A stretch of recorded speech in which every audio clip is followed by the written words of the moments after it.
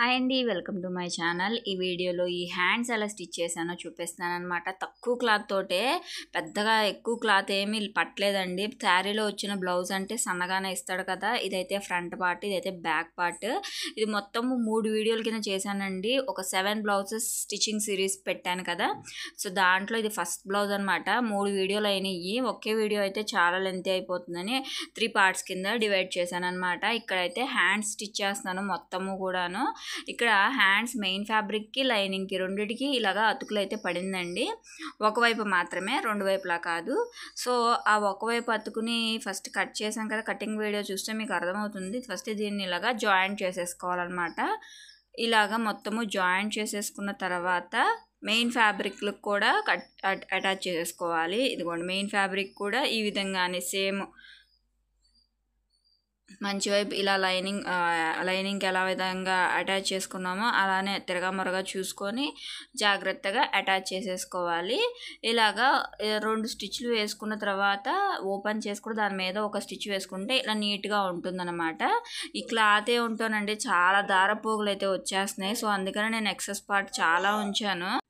మరీ కట్ చేసేయకుండా కరెక్ట్గా లైనింగ్ ఎలా ఉందో మెయిన్ ఫ్యాబ్రిక్ అలా ఉండకుండా కట్ చేయకుండా ఉంచానమాట. ఇప్పుడు ఫస్ట్ ఇటు సైడు అటాచ్ చేసేస్తున్నాను. ఈ అటాచ్ చేసేటప్పుడు మెయిన్ ఫ్యాబ్రిక్ కొంచెం ఎక్కువే క్లాత్ ఉంది, ఎందుకంటే ఇక్కడ వెడల్పు ఎక్కువ తీసుకున్నాను అనమాట. మెయిన్ ఫ్యాబ్రిక్ దారపోగులు వచ్చేస్తున్నాయని చెప్పి, అందుకని చెప్పి ఇక్కడ కొంచెం ఎక్స్ట్రానే ఉంది. సో ఎందుకు క్లాత్ కట్ చేయడం అని చెప్పి, అలాగో బుట్ట చెయ్య కాబట్టి నేను ఇక్కడ ఒక కుచ్చు పెట్టేసేసి అటాచ్ చేస్తున్నాను అనమాట. కుచ్చు ఇలా మిడిల్లోకి వచ్చేటట్టు పెట్టుకొని అటాచ్ చేసేస్తున్నాను. చేతులు కూడా చాలా బాగా వచ్చినాయి. నేను ఫస్ట్ పిక్ చూపించాను కదా బ్లౌజ్ హ్యాండ్స్ ఎలా వచ్చినాయి అనేది. ఇలాగా మొత్తము కూడా అటాచ్ చేసేసాను అనమాట. ఇదైతే లోత్ అనమాట, ఫ్రంట్ పార్ట్ లోత్ తీస్తాం కదా, బ్యాక్ అదనమాట. అందుకనే నేను ఇక్కడ ఇంత ఎగుడు దిగుడుగా ఉందన్నమాట. ఇప్పుడు పై వైపు అటాచ్ చేస్తాం. ఇప్పుడు కింద వైపు కూడా అలానే ఉందండి క్లాత్ అనేది. సో నేను ఈ కింద వైపు కూడా ఇలాగ ఒక 3 కుచ్చులు అనేది పెట్టాను. ఓన్లీ పైన మెయిన్ ఫ్యాబ్రిక్ మాత్రమే. ఇదిగోండి చూడండి, ఇక్కడ చూస్తే మీకు అర్థమవుతుంది. అందుకని చెప్పి అక్కడ అంత క్లాత్ ఎందుకు కట్ చేసేయటం అని చెప్పి అలాగ కుచ్చులో పెడదాం అనుకుంటున్నాను కాబట్టి ఇక్కడ ఒక 3 కుచ్చులు అయితే పెట్టేసేసి స్టిచ్ చేసేస్తున్నాను అనమాట. తర్వాత అటొకటి ఇటొకటి మెయిన్ ఫ్యాబ్రిక్ అంటే లైనింగ్తో పాటు కుచ్చు అయితే పెట్టాను. ఇప్పుడు 3 కుచ్చులు ఏంటి, ఓన్లీ మెయిన్ ఫ్యాబ్రిక్కే పెట్టాను, ఎక్కువ క్లాత్ ఉందని. ఇప్పుడు అటొకటి ఇటొకటి తర్వాత మెయిన్ క్లాత్తో కూడా అంటే లైనింగ్తో కూడా పెడతాను అనమాట. అంతకన్నా ముందర ఇక్కడ నేను పట్టి వేద్దాం అనుకున్నాను కదా, బార్డరు, శారీలోని బార్డరు అది ఎంత ఉందో చూసుకుంటాను అనమాట.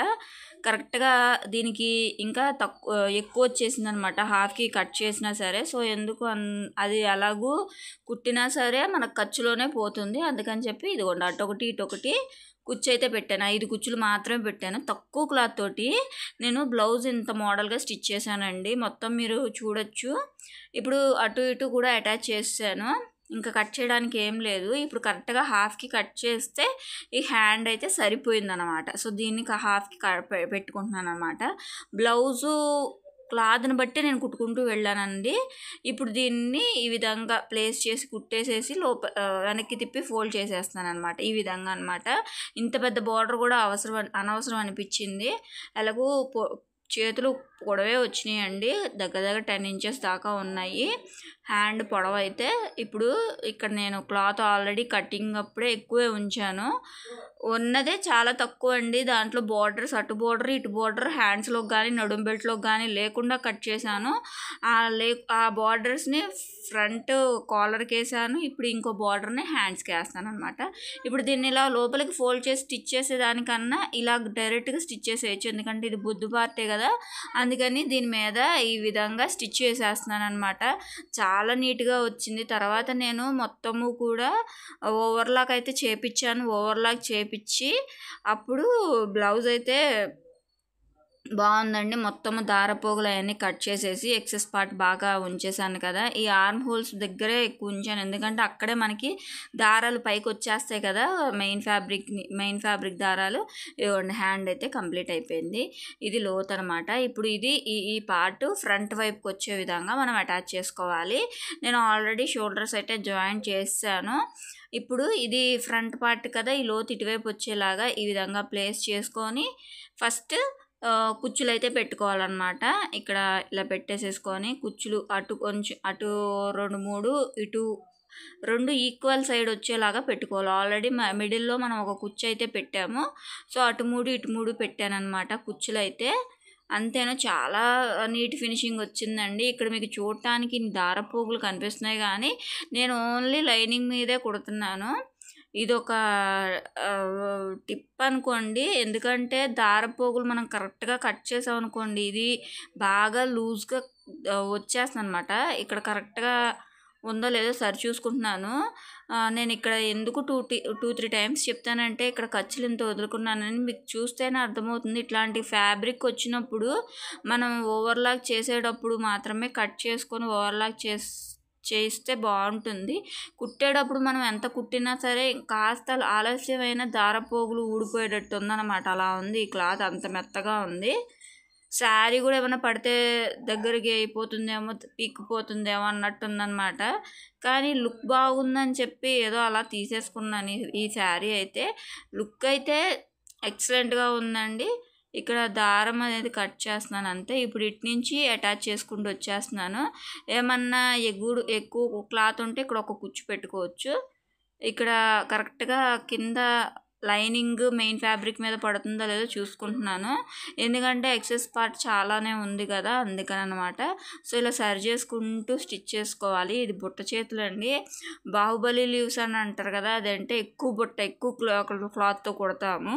ఇక్కడ ఉన్న క్లాత్ని సరిపెడుతున్నాం, అయినా ఫినిషింగ్ చాలా బాగా వచ్చింది. మరీ అంత బుట్ట హెవీగా ఉన్న బాగోదు, ఇది సింపుల్ లుక్గా బాగుందన్నమాట.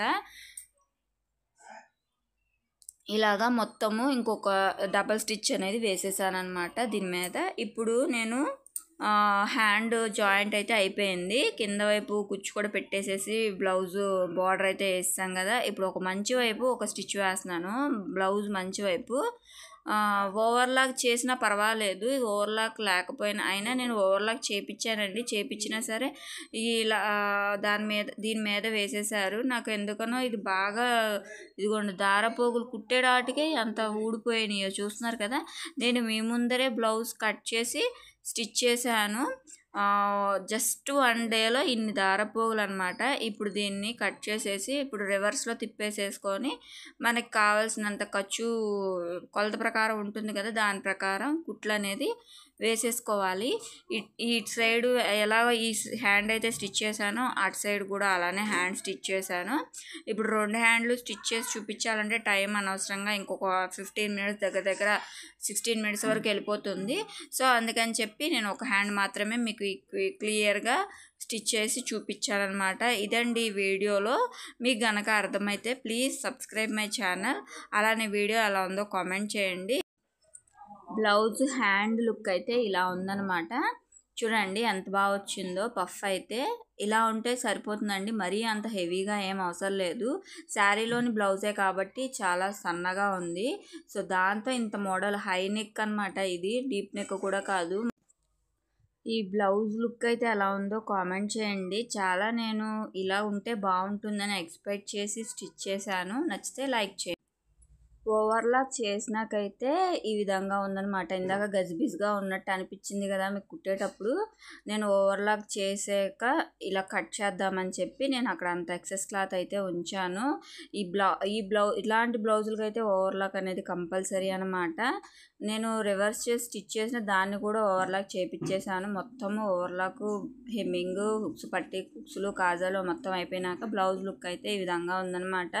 ఇది ఫ్రంట్ చూడండి, డాట్స్ కూడా ఈక్వల్గా భలే వచ్చినాయి. చూడండి ఆర్మ్ హోల్స్లో ప్లస్ కూడా దాదాపుగా వచ్చింది అనే చెప్పాలి.